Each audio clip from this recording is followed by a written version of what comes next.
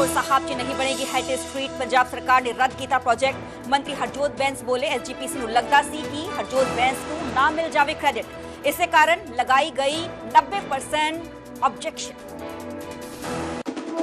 2 दिसंबर के फैसले ਨੂੰ लेके मंत्री हरजोत बैंस का सुखबीर ते पलटवार बोले साजिश वाला बयान देके अकाल तख्त साहब ते बोलिया गया हमला। जथेदार तो सुखबीर सिंह बादल ਨੂੰ तलब करन दी मांग। पटियाला के 12 स्कूलों को बॉम्ब लौड़ाने की धमकी। थ्रेट मेल मिलदियां खाली करवाए गए स्कूल। मोगा च भी कई स्कूल्स को मिली धमकी। हरियाणा सरकार ने 2 IAS अधिकारियों को किया सस्पेंड। IAS RK सिंह ते IAS प्रदीप कुमार मुअत्तल। बैंक फ्रॉड का दसिया जा रहा मामला। 160 करोड़ के बैंक फ्रॉड मामले हरियाणा सरकार का बड़ा एक्शन। कोटक महिंद्रा बैंक को पैनल लिस्ट तो किया गया बाहर। बैंक हरियाणा के सरकारी कामकाज भी रोके गए। दिल्ली के कुरुक्षेत्र तो पाकिस्तान जाने वाला जत्था रवाना। अरदास तो बाद रवाना हुए जत्थे कल अटारी वाघा बॉर्डर राही संगत जावेगी पाकिस्तान।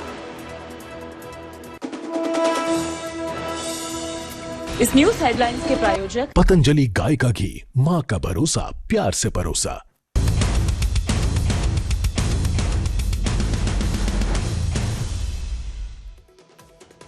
सत श्री अकाल जी, मैं हां सरबजोत कौर। न्यूज़ 18 पंजाब हरियाणा देख रहे सारे दर्शकों का स्वागत है। बुलेटिन की शुरुआत एक बेहद ही अहम ते वड्डी खबर नाल करन जा रहे हैं क्योंकि पंजाब च एक वड्डी अतवादी साजिश नूं नाकाम कीता है। पुलिस ने एक वड्डी कामयाबी हासिल हुई है। दरअसल पुलिस ने 2 अतवादियों को गिरफ्तार किया है, काबू किया है। ये दोनों अतवादी बब्बर खालसा इंटरनेशनल जुड़े हुए दसे जा रहे हैं। ये दोनों दहशतगर्द ने। अतवादियों के कोलों वड्डी रिकवरी भी हुई है। अतवादी के कोलों 5 हैंड ग्रेनेड्स बरामद किए गए ने। किसी वड्डी साजिश को अंजाम देने की फिराक से ये बदमाश, ये अतवादी, ये दहशतगर्द 1 किलो आईडी सने भारी मात्रा च हथियार बरामद किए गए ने। एक वड्डी सफलता हासिल हुई है। अमृतसर पुलिस को पंजाब च वड्डी अतवादी साजिश जो है वो नाकाम की गई है। पुलिस ने 2 अतवादियों को गिरफ्तार किया है। BKI यानी कि बब्बर खालसा इंटरनेशनल नाल जुड़े 2 दहशतगर्द ने गिरफ्तार किए गए ने। ये 5 हैंड ग्रेनेड्स बरामद किए गए ने। लगातार उन्होंने हाईलाइट करके भी विखा रहे हैं क्योंकि बड़े पद्धर से ये गिरफ्तारी हुई है। IED यानी कि जो एक्सप्लोजिव है वो भी इन्होंने दहशतगर्दां दे कोलों बरामद किया गया। हालांकि वड्डा सवाल किस वड्डी साजिश को अंजाम देने की फिराक सी ए बब्बर खालसा इंटरनेशनल के 2 अतवादी, क्योंकि जिवें हैंड ग्रेनेड्स का जिक्र कराते पंजाब च पहले ही वक-वक थावां ते हैंड ग्रेनेड्स नाल कई बार हमले हो चुके ने। चाहे जलंधर च वो मनोरंजन कालिया जो कि बीजेपी के बड़े आगू ने उन्होंने घर ते हैंड ग्रेनेड नाल हमला करना होए, या फिर जलंधर के एक मशहूर यूट्यूबर के घर ते हमला करना होए, या फिर जो माझे च पुलिस चौकियां ने उस च हमला करना होए। असी होर जानकारी लेने की कोशिश करांगे। मेरा मेरे से होगी मनोज राठी लाइव रहे ने। मनोज, एक वड्डी अतवादी साजिश नाकाम की गई है। बब्बर खालसा इंटरनेशनल ने 2 अतवादी गिरफ्तार किए गए ने। की कुछ इन्हां दे मंसूबे सी? देखो, बिल्कुल सरबजोत वड्डी गल है और एक वड्डी रिकवरी असी कह सकते हैं, वड्डी सफलता इस कह सकते हैं कि पंजाब पुलिस की स्टेट स्पैशल ऑपरेशन सैल ते with the joint operation of central agency, क्योंकि देखो हुण तक की जिहड़ी जानकारी सामने आ रही है कि पंजाब दे विच आने वाले दिनों के विच एक बहुत बड़ी दहशत, एक पैनिक और एक धमाका जिहड़ा है वो करन दी पूरी प्लैनिंग जिहड़ी है वो की जा चुकी सी। और सीधे सीधे तार इहदे पाकिस्तान के ISI दे नाल जुड़ते नजर आ रहे, BKI दे नाल जुड़े नजर आ रहे हैं। जिहड़े 2 अतवादी फड़े ने उन्हां दी पुछगिछ हुण बड़े खुलासे हो रहे हैं, क्योंकि देखो रिकवरी बहुत ज्यादा है। भारी मात्रा दे विच विस्फोटक जिहड़ा रिकवर किया गया है।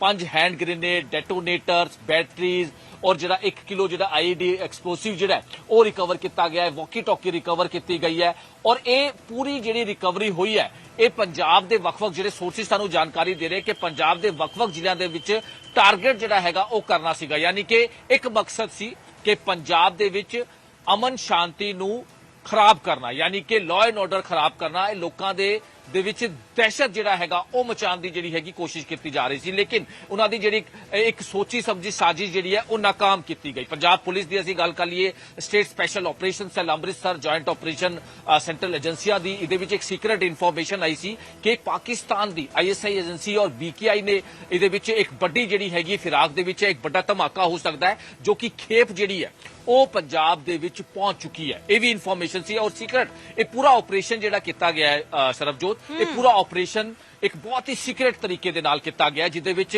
ਜਦ ਇਹ ਇੱਕ ਇਨਫੋਰਮੇਸ਼ਨ ਮਿਲੀ, ਜਦ ਇਹਨਾਂ ਨੂੰ ਕਾਬੂ ਕੀਤਾ ਗਿਆ, ਜਿਹੜੇ ਦੋ ਆਪਰੇਟਿਵਸ ਨੇ, ਔਰ ਇਹਨਾਂ ਦੀ ਕਾਬੂ ਕਰਨ ਤੋਂ ਬਾਅਦ ਇਹਨਾਂ ਨੇ ਇੱਕ ਬਹੁਤ ਹੀ ਇੱਕ ਪਿੰਡ ਦੇ ਛੋਟੇ ਜਿਹੇ ਥਾਵਾਂ ਇਹਨੂੰ ਜਿਹੜਾ ਲੁਕੋਇਆ ਹੋਇਆ ਸੀਗਾ, ਜਿਹੜੀ ਹੁਣ ਤੱਕ ਦੀ ਜਾਣਕਾਰੀ ਆ ਰਹੀ ਹੈ, ਜਿਹੜੇ ਸੋਰਸਿਸ ਸਾਨੂੰ ਜਾਣਕਾਰੀ ਦੇ ਰਹੇ ਹਨ।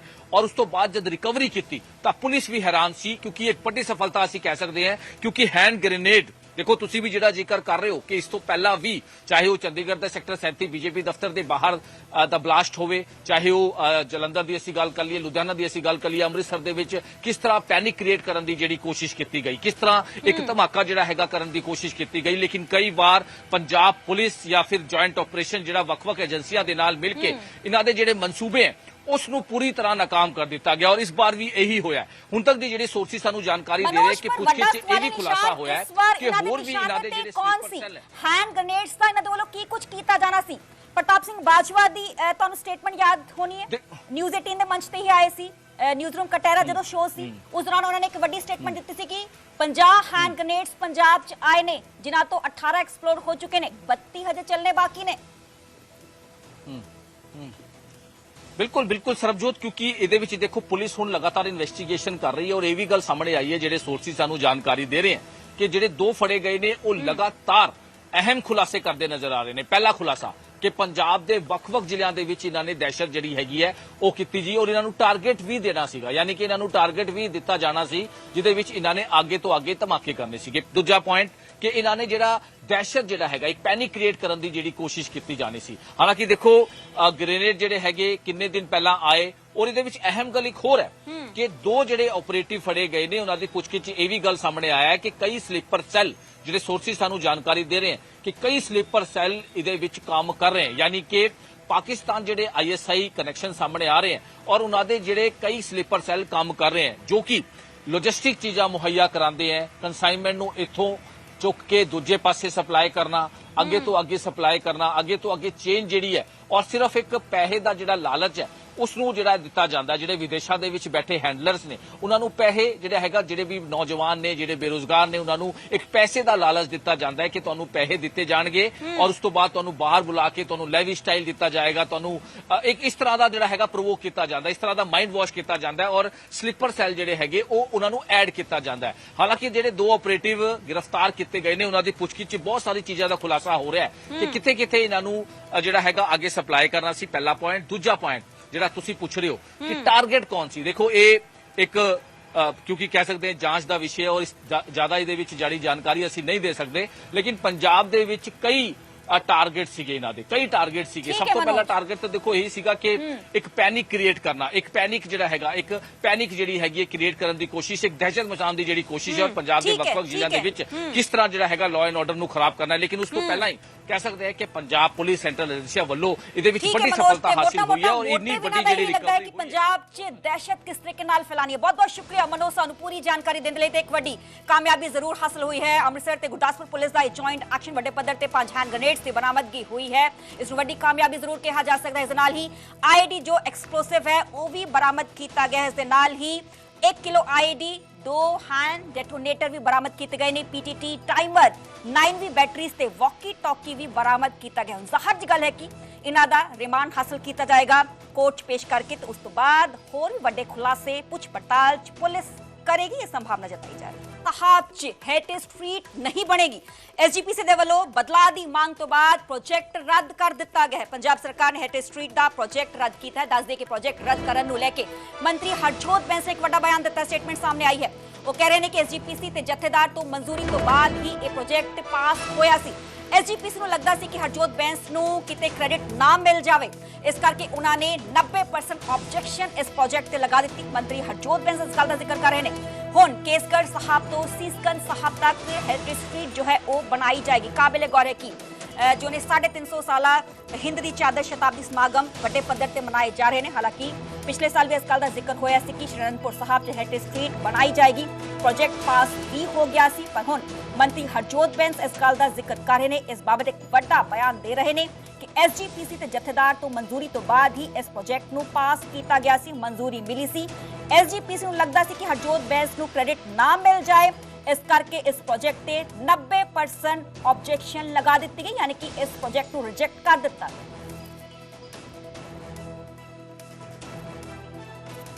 ਐਸਜੀਪੀਸੀ ਤੋਂ ਡਿਊਲੀ ਅਬੈਟ ਸੀਗਾ, ਉਹਨਾਂ ਤੋਂ ਪਾਸ ਕਰਾਇਆ, ਅਪਰੂਵ ਕਰਾਇਆ। ਅੱਜ ਵੀ ਤਖਤ ਸ੍ਰੀ ਕੇਸਗੜ੍ਹ ਸਾਹਿਬ ਦੇ ਸਾਹਮਣੇ ਇੱਕ ਮਾਡਲ ਪਿਆ ਜਿਹਦੇ ਵਿੱਚ ਡਿਊਟੀ ਹੈ। ਪਰ ਆਪ ਸਭ ਜਾਣਦੇ ਹੋ, ਹੁਣ ਮੈਂ ਫਿਰ ਕਹਾਂ ਕਿ ਰਾਜਨੀਤਿਕ ਕਾਰਨਾਂ ਕਰਕੇ ਐਸਜੀਪੀਸੀ ਨੇ ਪ੍ਰੋਜੈਕਟ ਕੇ ਕਿਤੇ ਨਾ ਕਿਤੇ ਹਰਜੋਤ ਬੈਂਸ ਨੂੰ ਕ੍ਰੈਡਿਟ ਨਾ ਮਿਲ ਜੇ, ਕਿਤੇ ਸਰਦਾਰ ਭਗਵੰਤ ਸਿੰਘ ਮਾਨ ਨੂੰ ਇਹ ਕ੍ਰੈਡਿਟ ਨਾ ਮਿਲ ਜੇ ਕਿ ਅਨੰਦਪੁਰ ਸਾਹਿਬ 'ਚ ਕੰਮ ਹੋ ਰਿਹਾ। ਉਹਨੇ 90% ਆਬਜੈਕਸ਼ਨ ਲਾ ਦਿੱਤੇ। ਅਸੀਂ ਕਹਿ ਰਹੇ ਹਾਂ, ਮੇਰੀ ਬੇਨਤੀ ਸੁਣ ਲਓ ਜੀ। ਉਹੀ ਡਿਊਟੀ ਹੁਣ ਉੱਥੇ ਆਪਣੀ ਤਲਵੰਡੀ ਸਾਬੋ ਤਖਤ ਸ੍ਰੀ ਦਮਦਮਾ ਸਾਹਿਬ ਬਣੀ ਹੈ ਡਿਊਟੀ, ਅੱਜ ਉਹਦੀ ਵੀਡੀਓ ਵਾਇਰਲਾਂ ਹੋ ਰਹੀਆਂ। ਅੱਜ ਉੱਥੇ ਕਿੰਨਾ ਸੋਹਣਾ ਉੱਥੇ ਕਾਰ ਸੇਵਾ ਨਾਲ ਕੰਮ ਕੀਤਾ। ਮੈਂ ਕਹਿ ਰਿਹਾ ਮਾਡਲ ਆਲਰੇਡੀ ਪਿਆ, ਠੀਕ ਹੈ ਜੀ। ਅਸੀਂ ਪਹਿਲਾਂ ਕਿਉਂ ਪਾਸ ਕਰ ਦਿੱਤਾ? 90 ਅੱਜ ਉਹਨੇ 90% ਸਕ੍ਰੈਪ ਕਰ ਦਿੱਤਾ ਸੀ ਕਿ 7 ਵਚਨ, ਕਿਉਂਕਿ ਮੈਂ ਜਿਵੇਂ ਆਖਿਆ, ਉਹ ਚਾਹੇ ਐਸਜੀਪੀਸੀ ਦੇ ਪ੍ਰਧਾਨ ਨੇ, ਚਾਹੇ ਉਹ ਤਖਤ ਸ੍ਰੀ ਕੇਸਗੜ੍ਹ ਸਾਹਿਬ ਦੇ ਜਥੇਦਾਰ ਹੈ, ਉਹ ਜੋ ਵੀ ਕਰਨ ਸਾਡੇ ਲਈ ਰੱਬੀ ਫਰਮਾਨ ਹੈ। ਅਸੀਂ ਹੁਣ ਉਸ ਪ੍ਰੋਜੈਕਟ ਨੂੰ, ਮੇਰੀ ਖੁਦ ਦਿਲੀ ਇੱਛਾ ਸੀ, ਤਖਤ ਸ੍ਰੀ ਕੇਸਗੜ੍ਹ ਸਾਹਿਬ ਤੋਂ ਲੈ ਕੇ ਗੁਰਦੁਆਰਾ ਸੀਸਗੰਜ ਸਾਹਿਬ ਤੱਕ, ਜਿਹੜਾ ਗੁਰਦੁਆਰਾ ਸੀਸਗੰਜ ਸਾਹਿਬ ਜਿੱਥੇ 9ਵੇਂ ਪਾਤਸ਼ਾਹ ਜੀ ਦੇ ਸੀਸ ਦਾ ਸੰਸਕਾਰ ਹੋਇਆ, ਉਹ ਗੁਰੂ ਘਰ ਜਿੱਥੇ ਜਿੰਨਾ ਚਿਰ ਦਸ਼ਮੇਸ਼ ਪਿਤਾ ਬਾਦਸ਼ਾਹ ਦਰਵੇਸ਼ ਗੁਰੂ ਗੋਬਿੰਦ ਸਿੰਘ ਜੀ ਅਨੰਦਪੁਰ ਸਾਹਿਬ ਰਹੇ, ਹਰ ਰੋਜ਼ ਨਤਮਸਤਕ ਹੁੰਦੇ ਸੀ।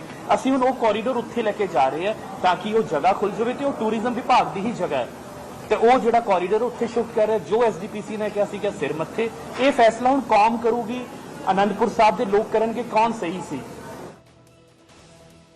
2 ਦਸੰਬਰ 2024 ਨੂੰ ਅਕਾਲ ਤਖਤ ਸਾਹਿਬ ਦੀ ਫਸੀਲ ਤੋਂ ਫੈਸਲਾ ਸੁਣਾਇਆ ਗਿਆ ਸੀ। ਧਾਰਮਿਕ ਸਜ਼ਾ ਲਗਾਈ ਗਈ ਸੀ ਸੁਖਬੀਰ ਸਿੰਘ ਬਾਦਲ ਨੂੰ ਤੇ ਹੋਰਾਂ ਨੂੰ ਵੀ, ਪਰ ਉਸ ਫੈਸਲੇ ਦਾ ਵਿਰੋਧ ਹੁਣ ਹੋ ਰਿਹਾ ਹੈ। ਸਿਆਸੀ ਘਮਸਾਨ ਇਸ ਪੂਰੇ ਮਾਮਲੇ ਤੇ ਛਿੜਦਾ ਹੋਇਆ ਵਿਖਾਈ ਦੇ ਰਿਹਾ, ਕਿਉਂਕਿ ਸੁਖਬੀਰ ਸਿੰਘ ਬਾਦਲ ਦੇ ਸਾਜ਼ਿਸ਼ ਵਾਲੇ ਬਿਆਨ ਤੇ ਹੁਣ ਪਲਟਵਾਰ ਲਗਾਤਾਰ ਜਾਰੀ ਹੈ।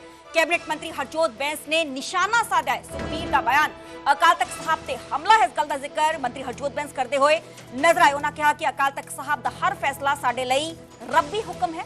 अकाल तख्त साहब के हुक्मां ते किंतु परंतु साडे वल्लों नहीं कीता जा सकता।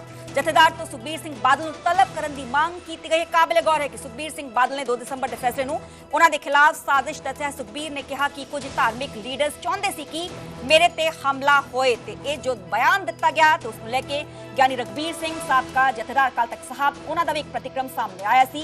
जो ज्ञानी हरप्रीत सिंह ने साबका जथेदार उन्हां दा भी प्रतिक्रम सामने आया सी। ज्ञानी रघबीर सिंह ने इस गल दा जिक्र कीता सी कि जो उन्हां नूं साजिश लगदी है ते सुखबीर सिंह बादल अकाल तख्त साहब ते आन प्रकाश करवान श्री गुरु ग्रंथ साहब दा ते उत्थे संगत दे सामने इस गल दा जिक्र करन, बकायदा उन्हां दे वल्लों सबूत पेश कीते जान कि साजिश रची गई सी। जो भी सजा उन्हां नूं लगाई जाएगी वो भुगतण लई तैयार।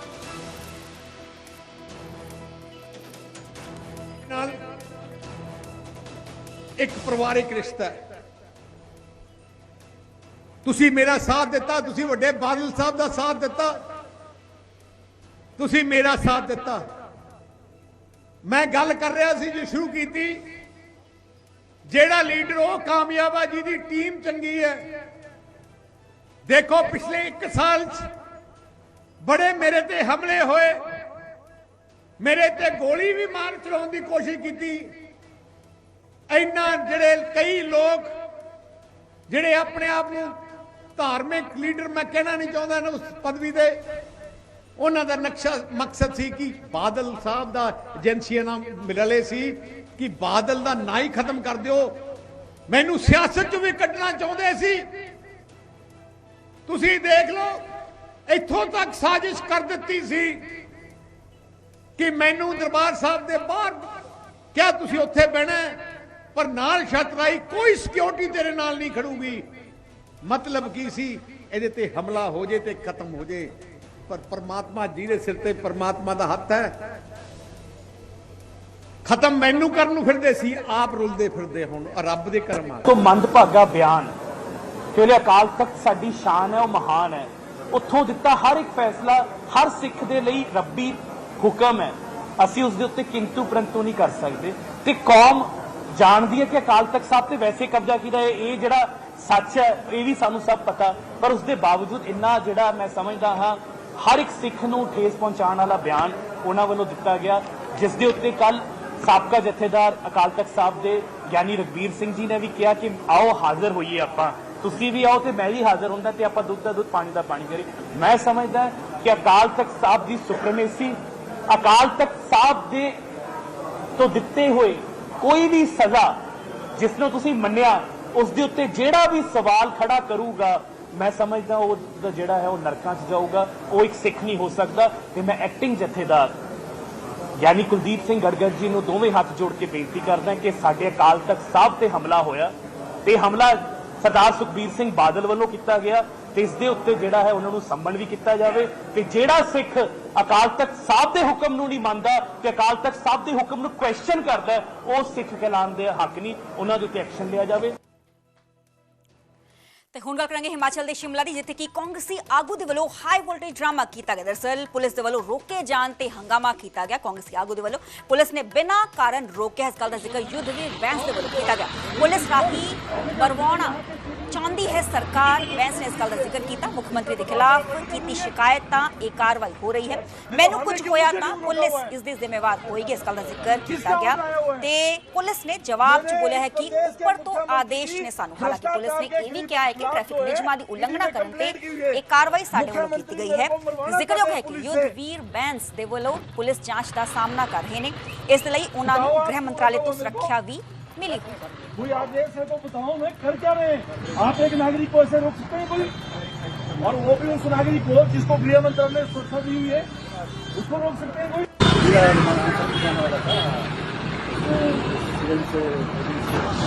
सुरक्षा दी हुई क्यों रोका हुआ मेरे को? मैंने पुलिस का तो बोलता ना, बताओ मेरे को। मैंने यहाँ पे इसका बताओ मेरा बड़ी कर देंगे। नहीं तो हमें क्यों, मुझे क्यों रोका हुआ है? किसका ऑर्डर आया हुआ है? मैंने इस प्रदेश के मुख्यमंत्री की भ्रष्टाचार के खिलाफ जो है ईडी में कंप्लेंट की हुई है। मुख्यमंत्री मेरे को मरवाना चाहते हैं पुलिस से। बताओ आप क्यों रोका हुआ मेरे को? कोई आदेश है तो बताओ, मैं कर क्या रहे हैं? आप एक नागरिक को ऐसे रोक सकते हैं कोई? और वो भी उस नागरिक को जिसको गृह मंत्रालय ने सुरक्षा दी हुई है उसको रोक सकते हैं कोई?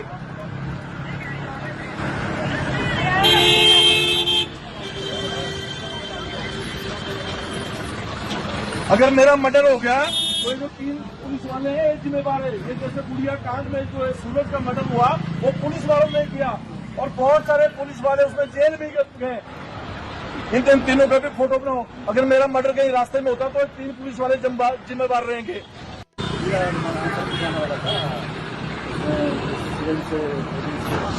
सुरक्षा दी हुई क्यों रोका हुआ मेरे को?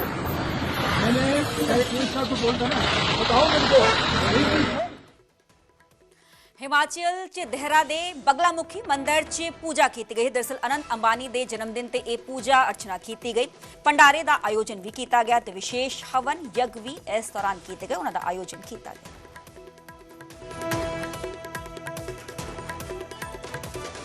तस्वीर तुम देख पा रहे हो।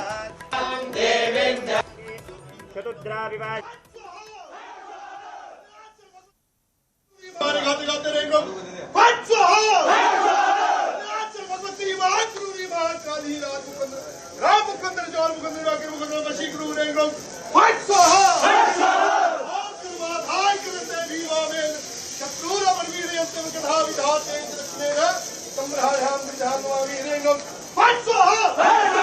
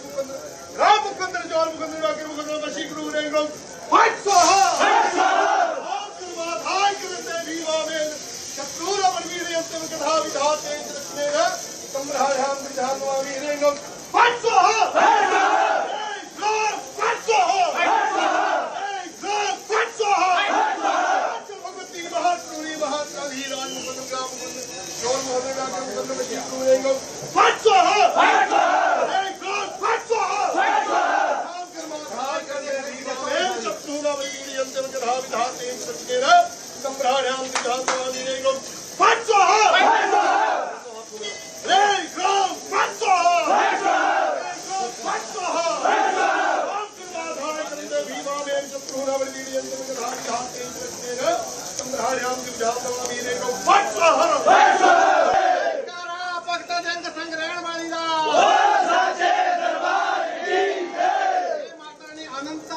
राधिका अंबानी सब परिवार मंगल कामना मंगल आशीर्वाद माता रानी के ऊपर कृपा करना जय जयकार। ओम मंगलम भगवान विष्णु मंगलम गरुड़ध्वज मंगलम पुंडरीकाक्ष मंगलाय स्तनो हरि सर्वरूपम मयं देवी सर्वदेवी मयं जगत अतोऽहं विश्वरूपां तं नमामि वगलेश्वरी शूलधारिणी अम्बा सर्वसौभाग्यदायिनी सर्वशृंगारवेषाढ्यां देवीं ध्यायेत् परिपूजयेत्। ॐ मधेसुधावधि मणिमण्डपरतनं वेद्यां सिंहासनोपरिगतां परिपीतवर्णां पीताम्बरा वर्णमाल्यां विभूषिताङ्गनि देवी स्मरामि।